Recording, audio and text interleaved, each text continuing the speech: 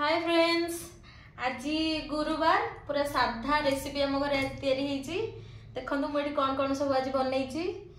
यहाँ हूँ आमर पखाड़ भात दही पकई दही पखाड़। यहाँ तो हूँ आमर पाग आंबुल पाग। यहाँ बिना तो खाଇବା पूरा अधूरा।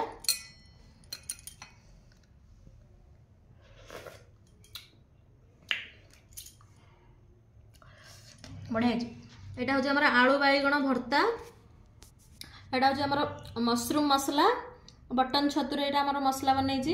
ये किसी मिक्सचर आउ काकुड़ी पियाज। तो चलतु आज खाଇବା स्टार्ट करदे।